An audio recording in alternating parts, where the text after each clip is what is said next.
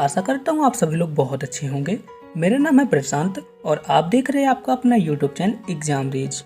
दोस्तों, आप सभी लोग से एक छोटी सी रिक्वेस्ट है, यदि अभी तक आपने हमारे इस चैनल को सब्सक्राइब नहीं किया है तो प्लीज़ आप इस चैनल को सब्सक्राइब करें, साथ ही साथ बेल आइकन को भी ज़रूर प्रेस करें ताकि जब भी मैं नेक्स्ट वीडियो अपलोड करूँ तो उसका नोटिफिकेशन आप तक सबसे पहले पहुँच सके।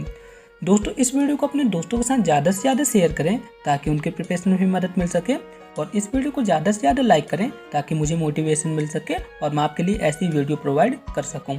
चलिए दोस्तों, वीडियो की शुरुआत करते हैं। क्वेश्चन नंबर 1 है, स्टार का वह छोटा सा छोटा मान ज्ञात कीजिए जिससे संख्या 6735*1 पूरी तरह 9 से विभाजित हो जाए। बहुत ईजी क्वेश्चन है। यदि आपने मेरी प्रीवियस वीडियो को देखा होगा तो आप इस क्वेश्चन को इजीली सॉल्व कर पाएंगे। वहाँ पे मैंने बताया था जब भी इस टाइप का क्वेश्चन आता है तो इस टाइप के क्वेश्चन को सॉल्व करने के लिए जो संख्या दी रहती है, जैसे कि यहाँ पे संख्या क्या दी है, संख्या दी है 6735*1। ठीक है, इस संख्या को सबसे पहले हमें क्या करना है, योग के रूप में लिखना है। किस टाइप से लिखेंगे, 6 + 7 + 3 + 5 + स्टार +1 / 9, इस टाइप से लिखेंगे ना। तो अब क्या करना है, इन अंकों को जोड़ देना है। तो 6 7 कितना हो गया, 13, 13 3 16, 16 5 21, 21 और 1 कितना हो गया, 22। तो यहाँ पे कितना आ जाएगा, 22 + स्टार / 9। तो आप सभी लोग स्वयं बताएं कि स्टार की जगह ऐसी कौन सी संख्या आएगी जिसमें 22 जोड़ने पर 9 से विभाजित हो जाए। तो आप सभी लोग को क्या करना है, जो विकल्प दिए गए हैं विकल्प पे एक एक करके स्टार की जगह रखना है। तो हम यदि यहाँ पे 22 स्टार की जगह यदि हम 5 रखते हैं तो ये कितना आ जाएगा, 22 + 5 / 9। तो यहाँ पे कितना आ जाएगा, 27 / 9, जो कि पूरी तरह से 9 से विभाजित हो जाती है। तो आपको इसी तरह चेक कर लेना है कौन सा ऑप्शन रहेगा सही। ऑप्शन नंबर ए इसका राइट आंसर रहेगा। आई होप आप सभी लोग इस क्वेश्चन को अच्छी तरह समझ गए होंगे। चलिए नेक्स्ट क्वेश्चन की ओर चलते हैं। नेक्स्ट क्वेश्चन है, एक परीक्षा में उत्तीर्ण होने वाले छात्रों की संख्या अनुत्तीर्ण होने वाले छात्रों की संख्या से चौगुनी है। ठीक है, क्वेश्चन पे बोल रहा है उत्तीर्ण होने वाले छात्रों की संख्या अनुत्तीर्ण होने वाले छात्रों की संख्या से चौगुनी है। तो हम यहाँ पे लिख देते हैं, हमने मान लिया कि उत्तीर्ण होने वाले छात्र कितने हैं, x हैं। तो अनुत्तीर्ण होने वाले छात्र कितने होंगे, 4x होंगे। क्वेश्चन पे यही बोला गया है ना। तो हमने यहाँ पे लिख दिया उत्तीर्ण होने वाले छात्र कितने हैं, x हैं, और अनुत्तीर्ण होने वाले छात्र कितने हैं, 4x हैं। इसके बाद क्वेश्चन पे क्या बोला है, यदि कुल परीक्षार्थी 35 कम होते हैं। तो मेरा सबसे पहले आप सभी लोग से क्वेश्चन है, आप सभी लोग बताएं कुल परीक्षार्थी कितने होंगे। तो कुल परीक्षार्थी होंगे उत्तीर्ण छात्र प्लस अनुत्तीर्ण छात्र, यानी कि इन दोनों का टोटल कितना आ जाएगा, 5x जो है तो कुल परीक्षार्थी होगा। ठीक है, तो क्वेश्चन पे क्या बोला, कुल परीक्षार्थी 35 कम होते हैं। तो यहाँ पे हम लिखेंगे परीक्षार्थियों की संख्या। दोस्तों आप सभी लोग समझ जाइएगा, यहाँ पे जगह कम है इसलिए मैं यहाँ पे शॉर्ट पे लिख रहा हूँ। तो यहाँ पे क्या है, कुल परीक्षार्थी 35 कम होते हैं। तो परीक्षार्थियों की संख्या कितनी आ गई, परीक्षार्थियों की संख्या आ गई 5x - 35। इसके बाद क्या बोला है, 9 अधिक अनुपस्थित होते, 9 अधिक अनुपस्थित होते, यानी कि हमें यहाँ से क्या मिल रहा है, अनुत्तीर्ण छात्रों की संख्या। अनुत्तीर्ण छात्रों की संख्या कितनी होगी आप सभी लोग बताएं। तो अनुत्तीर्ण छात्रों की संख्या रहेगी x + 9। दोस्तों यहाँ पे हमें कुल परीक्षार्थियों की संख्या भी पता है। तो कुल परीक्षार्थियों की संख्या कितनी है, 5x - 35, और अनुत्तीर्ण छात्रों की संख्या कितनी है, यहाँ पे मैंने लिख दिया कुल परीक्षार्थी। आप सभी लोग समझ जाइएगा, कुल परीक्षार्थी कितने हैं, 5x - 35 हैं। इसके बाद अनुत्तीर्ण होने वाले छात्रों की संख्या कितनी है, अनुत्तीर्ण छात्रों की संख्या है, छात्रों की संख्या, तो अनुत्तीर्ण छात्रों की संख्या कितनी है, x + 9 है। और हमें क्या ज्ञात करना है, यहाँ पे उत्तीर्ण होने वाले छात्रों की संख्या। तो उत्तीर्ण होने वाले छात्रों की संख्या कितनी आएगी आप सभी लोग बताएं। तो यहाँ पे हमें टोटल परीक्षार्थी पता है और अनुत्तीर्ण छात्र भी पता है। तो हम क्या करते हैं, टोटल परीक्षार्थी में से अनुत्तीर्ण छात्रों को घटा देते हैं। तो यहाँ पे हमें क्या प्राप्त हो जाएगा, उत्तीर्ण छात्रों की संख्या। तो यहाँ पे उत्तीर्ण छात्रों की संख्या कितनी आ जाएगी, 4x - 44। ठीक है, 5x - 35 में से x + 9 को घटा दीजिए तो कितना आ जाएगा, 4x - 44। ठीक है। तो हमें यहाँ पे उत्तीर्ण छात्रों की संख्या भी पता चल गई और अनुत्तीर्ण छात्रों की संख्या भी पता चल गई। तो क्वेश्चन पे क्या बोला है, इन दोनों का अनुपात कितना है, 2:1 है। तो हम यहाँ पे लिखते हैं उत्तीर्ण छात्रों की संख्या कितनी थी, 4x - 44 और अनुत्तीर्ण छात्रों की संख्या कितनी थी, x + 9 थी और अनुपात कितना है, 2:1। तो यहाँ से बस आप सभी लोग x की वैल्यू को फाइंड कर लीजिए। यहाँ पे x की वैल्यू कितनी आ जाएगी, तो हम यहाँ पे लिखेंगे, तिरिया गुणा कर देते हैं, x - 44 बराबर 2x + 18। आप सभी लोग सॉल्व कर लीजिएगा। तो यहाँ पे कितना आ जाएगा, 2x और यहाँ पे आ जाएगा 62। तो x की वैल्यू कितनी आ जाएगी, x की वैल्यू आ जाएगी 31, यानी कि टोटल परीक्षार्थियों की संख्या कितनी है, 31 है। ऑप्शन नंबर सी इसका राइट आंसर है। नेक्स्ट क्वेश्चन है, 3 खेतों का क्षेत्रफल 165 वर्ग मीटर, 195 वर्ग मीटर है तो 285 वर्ग मीटर है। इसमें बराबर बराबर नाप की फूलों की आयताकार क्यारियाँ बनानी हैं। यदि प्रत्येक क्यारी की चौड़ाई कितनी है, 3 मीटर है, तो प्रत्येक की लंबाई हमें क्या करना है, मीटर में ज्ञात करना है। बहुत ही सिंपल क्वेश्चन है। यहाँ पे हम क्या करते हैं, सबसे पहले एक क्यारी का क्षेत्रफल निकाल लेते हैं और चौड़ाई तो हमें यहाँ पे दी ही है। तो हम यहाँ पे लिखते हैं एक क्यारी का क्षेत्रफल। तो आप सभी लोग सोच रहे होंगे कि यहाँ पे क्यारी का क्षेत्रफल तो दिया ही नहीं है, तो कैसे ज्ञात करेंगे। तो मैं आपको बता दूँ, यहाँ पे 3 खेत हैं जिनके क्षेत्रफल कितने हैं, 165 हैं, 195 हैं और 285 हैं। अब क्या करते हैं, इन तीनों का महत्तम समवर्तक ज्ञात कर लेते हैं। तो इन तीनों का महत्तम समवर्तक कितना आ जाएगा, इन तीनों का महत्तम समवर्तक जो है तो 15 आएगा। तो हमें यहाँ पे क्या प्राप्त होगा, एक क्यारी का क्षेत्रफल कितना आ गया, 15 वर्ग मीटर। तो हम यहाँ पे लिखेंगे एक क्यारी का क्षेत्रफल, एक क्यारी का क्षेत्रफल कितना आ गया, 15 वर्ग मीटर। इतना आप सभी लोग समझ गए होंगे। और इसके बाद यहाँ पे चौड़ाई कितनी दी है, चौड़ाई दी है 3 मीटर। तो यहाँ पे हम इजीली लंबाई को ज्ञात कर सकते हैं।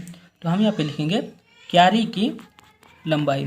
तो क्यारी की लंबाई कितनी होगी, यहाँ पे हम लिखेंगे क्षेत्रफल बटे चौड़ाई। आप सभी लोग अच्छे से लिख सकते हैं। यहाँ पे लिखेंगे क्यारी का क्षेत्रफल और यहाँ पे हम लिखेंगे क्यारी की चौड़ाई। तो क्षेत्रफल कितना था, 15 था और चौड़ाई कितनी है, 3 है। तो 15 में 3 का भाग देंगे तो कितना आ जाएगा, 5 आ जाएगा। कौन से ऑप्शन पे दिया है, ऑप्शन नंबर ए इसका राइट आंसर रहेगा। ठीक है, यानी कि प्रत्येक क्यारी की लंबाई कितनी है, 5 मीटर है। ऑप्शन नंबर ए इसका राइट आंसर रहा। नेक्स्ट क्वेश्चन है, इस क्वेश्चन पे बोला गया है कि 10 की पावर 3x बराबर कितना है, 125 है। तो हमें ज्ञात करना है 10 की पावर -2x कितना होगा। तो हम यहाँ पे लिखते हैं 10 की पावर -2x कितना होगा, हमें पता नहीं है। तो हमें कैसे ज्ञात करेंगे कि कितना आएगा। तो यहाँ पे हमें दिया गया है कि 10 की पावर 3x बराबर 125। तो हम इसे कैसे लिख सकते हैं, हम इसे कुछ इस टाइप से लिख सकते हैं, x 10 की पावर x की पावर 3 और हमें इसे कैसे लिख सकते हैं, 5 की पावर क्यूब। तो यहाँ कितना आ जाएगा, यहाँ पे आ जाएगा 10 की पावर x और यहाँ पे कितना आ जाएगा 3 और यहाँ पे आ जाएगा 5 की पावर 3। तो पावर कट जाएंगे तो यहाँ पे कितना आ जाएगा, 10x बराबर 5। तो हमें यहाँ पे 10x की वैल्यू कितनी प्राप्त हो गई, 10x की वैल्यू हमें यहाँ पे प्राप्त हो गई कितनी है, 5 है। और हमें क्या ज्ञात करना है, 10 की पावर -2x।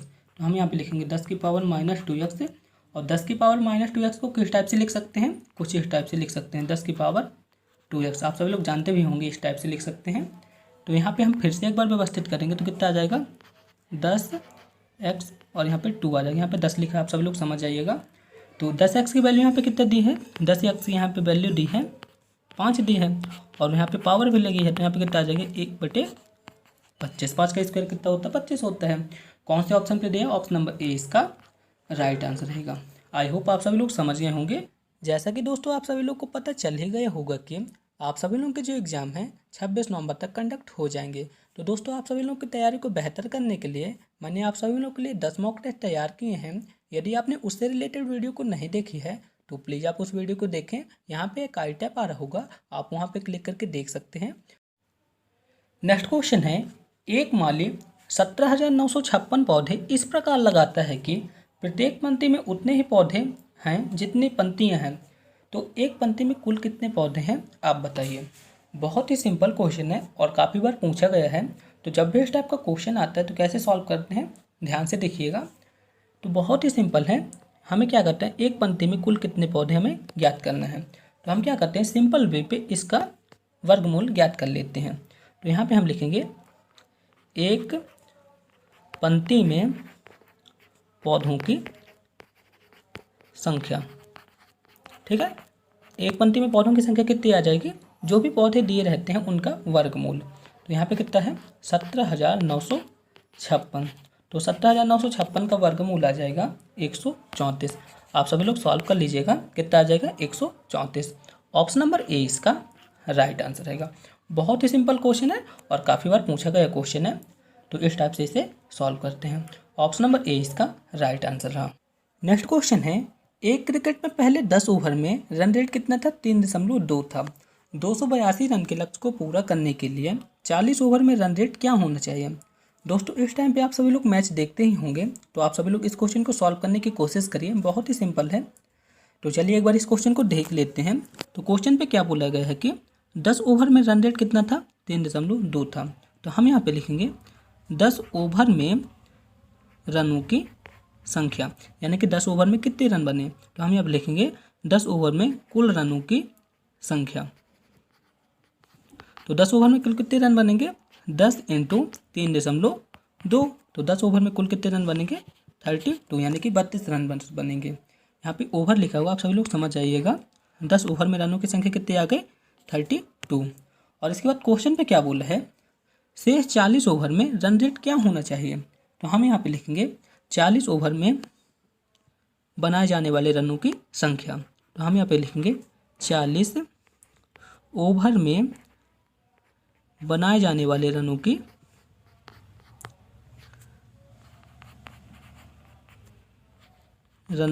संख्या। हमने यहाँ पे लिख दिया 40 ओवर में बनाए जाने वाले रनों की संख्या। तो टारगेट कितना है, 282 का। ठीक है, 10 ओवर तक कितने रन बने थे, 32। तो यहाँ पे कितना आ जाएगा, 282 में से 32 को घटा देंगे तो कितना आ जाएगा, 250। यानी कि अगले 24 ओवर में बनाए जाने वाले रनों की संख्या कितनी आ गई, 250 आ गई। और हमें क्या ज्ञात करना है, रन रेट को ज्ञात करना है। तो हमें पता हो गया कि अगले 40 ओवर में कितने रन बनाना चाहिए, 250 रन बनाना चाहिए। तो हम यहाँ पे लिखेंगे 40 ओवर में रन रेट होगा। तो 40 ओवर में कितना रन रेट होगा, 250 में क्या करते हैं, 40 का भाग दे देते हैं। तो यहाँ पे कितना आ जाएगा, 6.25, यानी कि 250 में 40 का भाग दे देंगे तो कितना आ गया, 6.25। कौन से ऑप्शन पे दिया है, ऑप्शन नंबर ए इसका राइट आंसर रहेगा। आई होप आप सभी लोग इस क्वेश्चन को समझ गए होंगे। फिर भी यदि आपको किसी तरह का डाउट है तो आप हमें कमेंट बॉक्स में कमेंट कर सकते हैं। चलिए तो फिर नेक्स्ट क्वेश्चन की ओर चलते हैं। नेक्स्ट क्वेश्चन है, एक व्यक्ति तथा उसके पुत्र की आयु का योग कितना है, 45 वर्ष है। 5 वर्ष पूर्व उनकी आयु का गुणनफल उस व्यक्ति की आयु का 4 गुना था। उस व्यक्ति व पुत्र की आयु ज्ञात कीजिए। बहुत ही सिंपल क्वेश्चन है और इस टाइप के क्वेश्चन को कैसे सॉल्व करेंगे, बस क्वेश्चन पे क्या करना है, जो भी जितने गुना दिए रहता है बस उसे लेकर चलना है और विकल्पों से खेलना है। तो हम यहाँ पे क्या बोल रहे हैं, उस व्यक्ति की आयु का 4 गुना था। तो आप सभी लोग विकल्प में ढूंढिए ऐसा कौन सा विकल्प है जिसकी पहली वाली संख्या 4 गुने लिखी हुई है। जैसे हम यहाँ पे ऑप्शन नंबर 2 को देखते हैं तो 7 का 4 गुना कितना होगा, 28 होगा। तो ये पूरी तरह से फिट नहीं बैठ रहा है। 12 का 4 गुना कितना होगा, 48 होगा, ये भी फिट नहीं बैठ रहा। और यहाँ पे 5 का 4 गुना कितना होगा, 20 होगा, ये भी पूरी तरह से संतुष्ट नहीं करता है। और 9 का 4 गुना कितना होगा, 36 होगा, और दोनों का योग भी कितना है, 45 है। तो ऑप्शन नंबर ए इसका राइट आंसर रहेगा। बस अपने को इसी टाइप के क्वेश्चन को इस टाइप से सॉल्व करना है। आप सभी लोग ध्यान से समझ लीजिएगा। चलिए नेक्स्ट क्वेश्चन की ओर चलते हैं। नेक्स्ट क्वेश्चन है, एक परीक्षा में उत्तीर्ण होने के लिए 36% अंक प्राप्त करने थे। उसने 24% अंक प्राप्त किए और 9 अंकों से अनुत्तीर्ण रहा। तो हमें पूर्णांक ज्ञात करना है। बहुत ही सिंपल क्वेश्चन है। चलिए इस क्वेश्चन को सॉल्व करते हैं। तो सबसे पहले हमने मान लिया कि पूर्णांक कितना है, हमने मान लिया कि पूर्णांक जो है तो x है। क्या मान लिया, हमने मान लिया कि पूर्णांक x है। अब इसके बाद क्या बोलना है, परीक्षा में उत्तीर्ण होने के लिए कितने प्रतिशत अंक चाहिए, 36% अंक चाहिए, लेकिन उसने कितने प्राप्त किए, 24% अंक प्राप्त किए और 9 अंकों से अनुत्तीर्ण रहा। तो हम यहाँ पे लिख देते हैं x का 36% बराबर x का 24% प्लस 9। ठीक है, जैसे क्वेश्चन पे बोला है हमने सिर्फ वैसे ही लिखा है। क्वेश्चन पे बोला गया था कि उत्तीर्ण होने के लिए 36% अंक चाहिए थे और उसने कितने प्राप्त किए, 24% अंक प्राप्त किए और 9 अंकों से अनुत्तीर्ण रहा। तो हमने वैसे ही लिख दिया।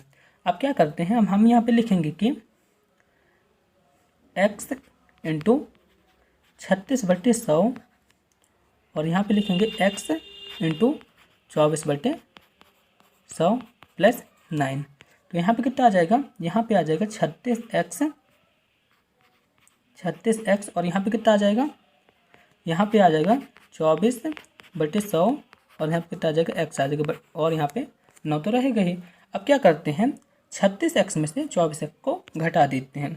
तो यहाँ पे आ जाएगा 36x/100 माइनस 24x/100 और यहाँ पे कितना है, 9 तो यहाँ पे रहेगा ही। तो अब क्या करेंगे, तो यहाँ पे कितना आ जाएगा, 36 में से 24 को घटाएंगे तो कितना आएगा, तो यहाँ पे इन दोनों का एलसीएम कितना आ जाएगा, 100 आ जाएगा और यहाँ पे हम लिखेंगे 36x माइनस 24x और यहाँ पे 9 तो रहेगा ही। तो यहाँ पे कितना आएगा, 36 में से 24 गए तो 12, तो यहाँ पे लिखेंगे 12x/100 और यहाँ पे 9 तो है ही। तो यहाँ पे आ गया 12x बराबर 900 और यहाँ पे, तो यहाँ पे कितना आ जाएगा, 900/12। तो 900 में जब हम 12 का भाग देंगे तो कितना आ जाएगा, 75 आ जाएगा। कौन से ऑप्शन पे दिया है, ऑप्शन नंबर ए इसका राइट आंसर रहेगा। यानी कि पूर्णांक जो है तो कितने का है, 75 नंबर का है। ऑप्शन नंबर ए इसका राइट आंसर है। चलिए तो फिर नेक्स्ट क्वेश्चन की ओर चलते हैं। नेक्स्ट क्वेश्चन है, एक पेड़ की ऊंचाई में प्रतिवर्ष 1/8 मीटर की वृद्धि होती है। यदि इस पेड़ की ऊंचाई 8 मीटर है तो 2 वर्ष बाद इस पेड़ की ऊंचाई कितनी होगी। बहुत ही सिंपल क्वेश्चन है। चलिए इस क्वेश्चन को सॉल्व करते हैं। तो यहाँ पे 2 वर्ष बाद की पूछा है, तो सबसे पहले हम यहाँ लिखेंगे 1 वर्ष बाद पेड़ की ऊंचाई। तो 1 वर्ष बाद पेड़ की ऊंचाई कितनी होगी, आप सभी लोग बताएं। तो बहुत ही सिंपल है, 1 वर्ष बाद पेड़ की ऊंचाई होगी, वर्तमान में कितने 8 मीटर है और प्रत्येक वर्ष कितनी वृद्धि होती है, 1/8 की। तो हम यहाँ पे लिखेंगे 1/8। ठीक है, तो यहाँ पे कितना आ जाएगा, 8 से 8 तो कट जाएगा, तो यहाँ पे लिखेंगे 8 + 1 बराबर 9। यानी कि 1 वर्ष बाद पेड़ की ऊंचाई कितनी होगी, 9 मीटर होगी। तो हमें यहाँ पे पता चला कि 1 वर्ष बाद पेड़ की ऊंचाई कितनी हो जाएगी, 1 वर्ष बाद पेड़ की ऊंचाई हो जाएगी 9 मीटर।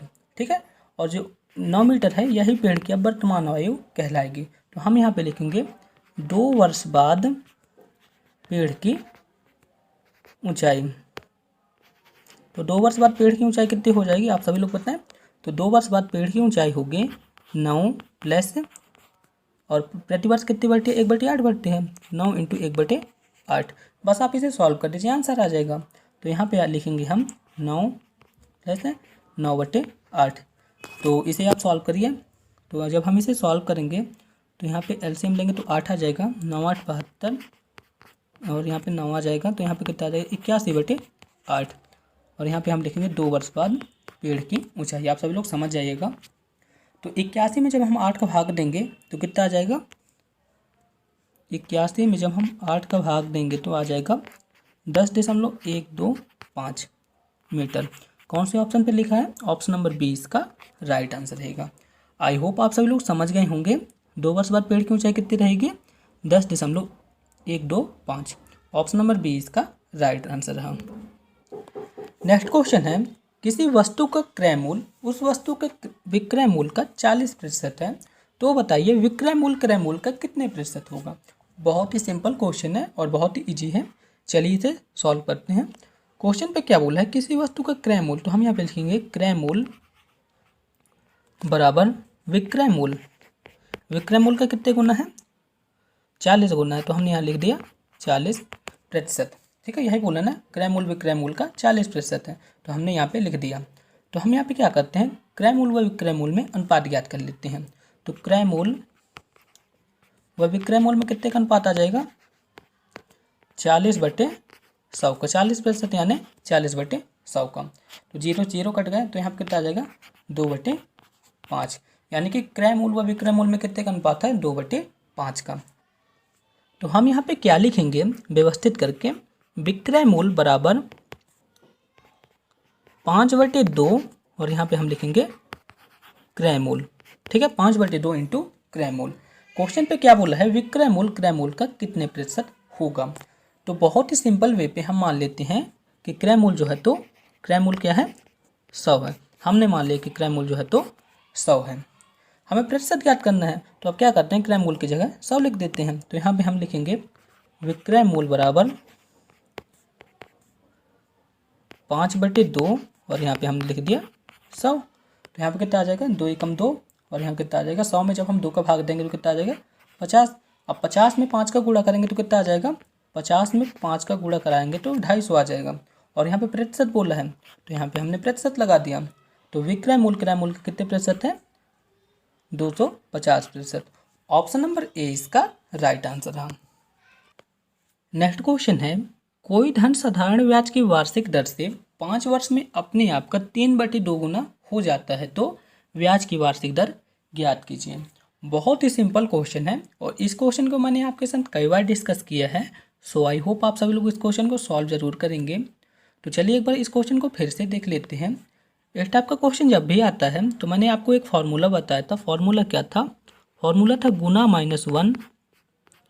-1 इंटू 100 बटे दर या फिर समय, दर या समय, जो भी क्वेश्चन पे मेंशन दिया रहता है उसी को हम यहाँ पे लिखते हैं। जैसे यहाँ पे समय दिया है तो हम यहाँ पे समय लिखेंगे। ठीक है, तो बस इसे सॉल्व कर दीजिए उसी फार्मूले की मदद से। तो हम यहाँ पे लिखेंगे 3/2 -1 इंटू 100 और यहाँ पे समय कितना दिया है, समय यहाँ पे दिया है 5 वर्ष, तो हमने यहाँ लिख दिया 5। तो बस आप इसे सॉल्व करेंगे तो यहाँ पे कितना आ जाएगा, 3 - 2 और यहाँ पे कितना रहेगा, 2 तो रहेगा ही, इंटू 100 और यहाँ पे कितना रहेगा, 5 रहेगा। तो 3 में से जब 2 जाएंगे तो कितना बचेगा, 1 बचेगा। तो हम यहाँ पे लिखेंगे 1/2 इंटू 100 और यहाँ पे कितना है, 5 है। ठीक है ना।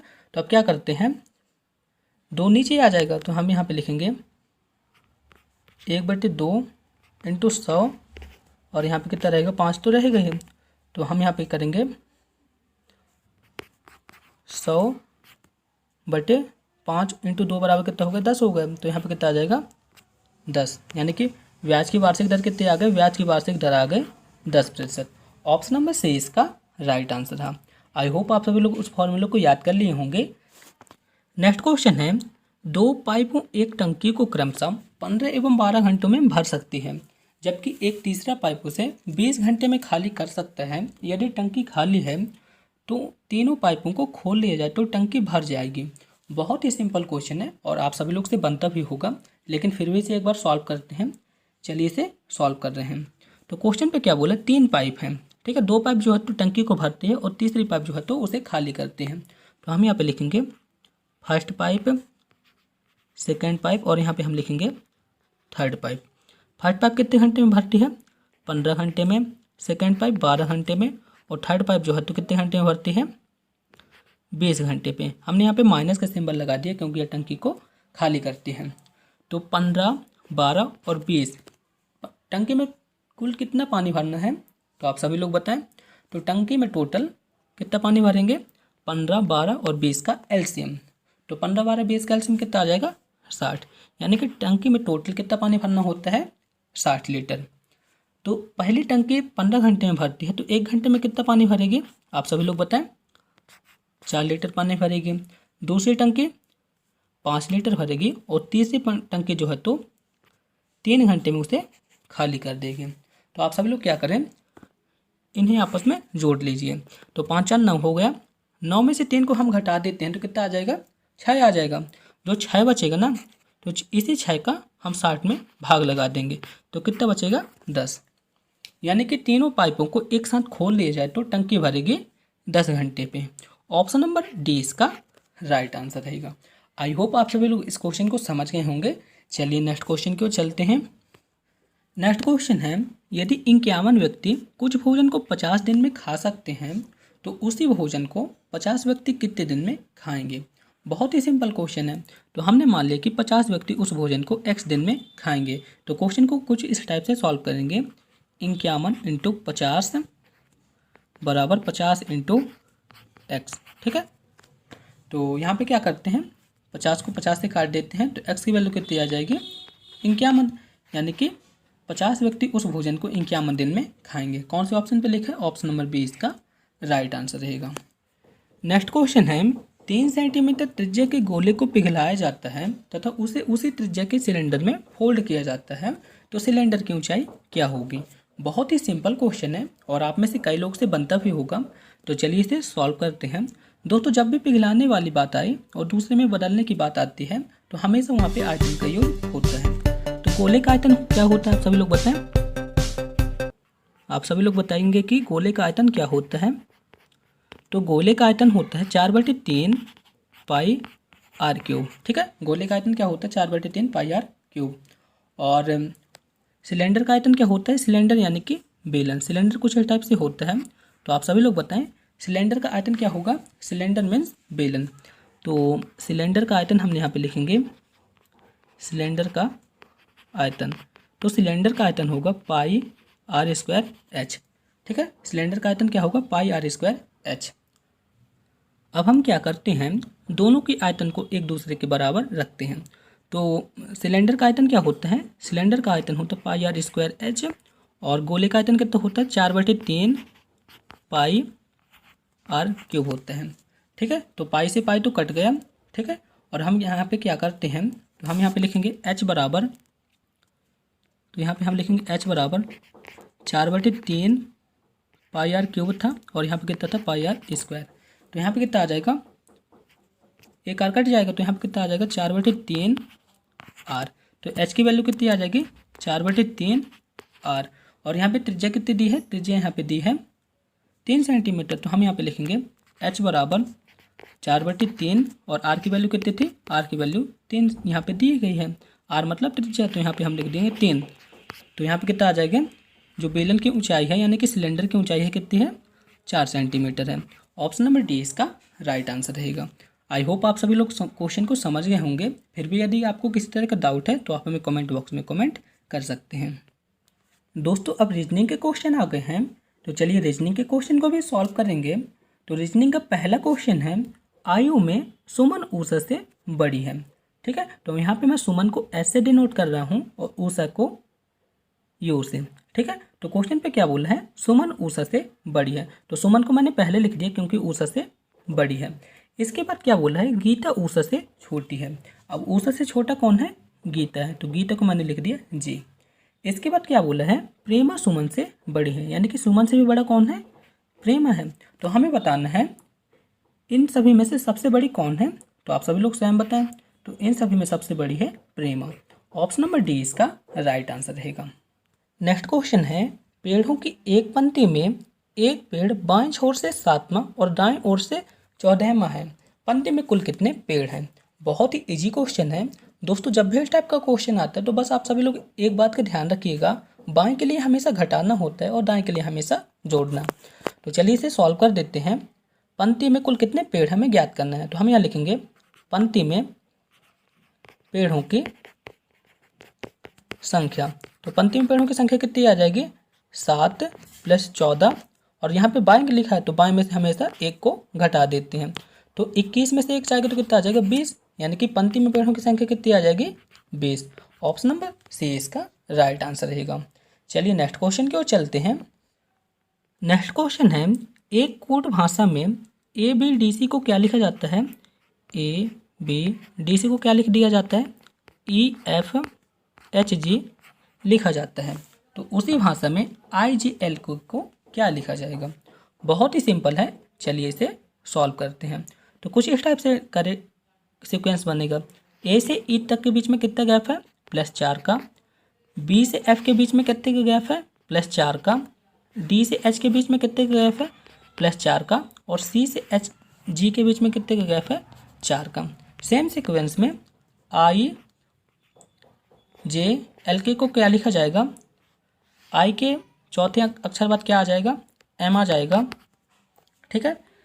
जे के चौथे अक्षर के बाद क्या आ जाएगा एन आ जाएगा, और एल के चौथे अक्षर के बाद क्या आ जाएगा पी आ जाएगा, और के चौथे अक्षर के बाद क्या आ जाएगा ओ आ जाएगा। यानी कि MNPO इसका राइट आंसर रहेगा। ऑप्शन नंबर ए इसका राइट आंसर रहेगा। दोस्तों आप सभी लोग इसे और अच्छे से सॉल्व कर सकते हैं, यहाँ पे जगह की कमी है इसलिए मैं इस टाइप से सॉल्व कर रहा हूँ, आप सभी लोग समझ सकते हैं। चलिए नेक्स्ट क्वेश्चन की ओर चलते हैं। नेक्स्ट क्वेश्चन है, दी गई श्रृंखला का अगला पद क्या होगा। बहुत ही इंपॉर्टेंट क्वेश्चन है, आप सभी लोग इसे सॉल्व करें। इस क्वेश्चन को सॉल्व करने के लिए मैं आपको 10 सेकंड की टाइमिंग देता हूं, आप सभी लोग सॉल्व करें और इसका आंसर बताएं। आई होप आप सभी लोग इसका राइट आंसर दिए होंगे। तो इसे किस टाइप से सॉल्व करेंगे, बहुत ही सिंपल है, आप सभी लोग ध्यान से समझिएगा। जैसे पहला लिखा है तो हम क्या करते हैं 0 का स्क्वायर करके 1 को जोड़ देते हैं, तो यहाँ पे कितना आ गया 1 आ गया। दूसरे पे क्या करते हैं 1 का स्क्वायर करते हैं और उसमें से 1 को घटा देते हैं, तो यहाँ पे कितना आ गया 0 आ गया। सेम टाइमिंग पे क्या करते हैं 2 का स्क्वायर करते हैं फिर 1 को जोड़ देते हैं, तो कितना आ गया 5 आ गया। इसी टाइप से 3 का स्क्वायर करेंगे फिर 1 को घटा देंगे तो कितना आ जाएगा 8 आ जाएगा। इसी टाइप से हम क्या करते हैं 4 का स्क्वायर करते हैं फिर 1 को जोड़ देते हैं, तो कितना आ जाएगा यहाँ पे 17 आ जाएगा। इसी टाइप से 5 का स्क्वायर करते हैं फिर 1 को घटा देते हैं, तो कितना आ जाएगा 5 का स्क्वायर कितना होता है 25 होता है, 25 में चला जाता है कितना आ जाएगा 24 आ जाएगा। अब यहाँ पे 37 लिखा हुआ है, तो 37 के लिए हम क्या करेंगे 6 का स्क्वायर करेंगे, 6 में 1 जोड़ देंगे तो कितना आ जाएगा 37 आ जाएगा। अब इसके बाद 6 के बाद क्या आ जाएगा 7 आ जाएगा, 7 का स्क्वायर करेंगे इसके बाद 1 को घटा देंगे, तो 7 का स्क्वायर कितना होता है 49, 49 में से 1 को घटा देंगे तो कितना आ जाएगा 48। ऑप्शन नंबर डी इसका राइट आंसर रहेगा। आई होप आप सभी लोग इस सीक्वेंस को अच्छी तरह समझ गए होंगे। चलिए नेक्स्ट क्वेश्चन की ओर चलते हैं। नेक्स्ट क्वेश्चन है, यदि HEMA का कोड नंबर 27 है तो VELU का कोड नंबर क्या होगा। बहुत ही इजी है, चलिए इसे सॉल्व करते हैं। जैसे यहाँ पे हेमा लिखा है, आप सभी लोग अल्फ़ाबेट को जरूर देखिएगा एक बार, HEMA, और इन सभी का योग कितना है 27 है। तो H अल्फ़ाबेट में कौन से नंबर पे आता है 8वें नंबर पे आता है, E 5वें नंबर पे, M 13वें नंबर पे आता है, और A जो है तो A नंबर पे आता है, पहले नंबर पे सॉरी। तो अब क्या करते हैं इन सभी को आपस में जोड़ देते हैं, तो यहाँ पे कितना आ जाएगा 13 5 18 1 19, 19 8 27। यानी कि क्या करना है जो अल्फ़ाबेट में जो नंबर दे रहते हैं उन्हीं के क्रम को वहाँ पे जोड़ देते हैं, तो कितना आता है 27 आता है। तो उसी टाइप पे VELU को जोड़ेंगे तो क्या आएगा आप सभी लोग बताएं। तो भी अल्फ़ाबेट में कौन से नंबर पे आता है 22वें नंबर पे आता है 22। ई कौन से नंबर पे आता है 5 में। एल कौन से नंबर पे आता है आप सभी लोग बताएं 12वें नंबर पे। और यू कौन से नंबर पे आता है 21वें नंबर पे। आप सभी लोग जोड़ें बताएं कितना आएगा। तो 22 में से जब 21 को जोड़ेंगे तो 43 आएगा। 43 5 48, 48 12 60। कौन से ऑप्शन पे दिया है ऑप्शन नंबर बी इसका राइट आंसर रहेगा।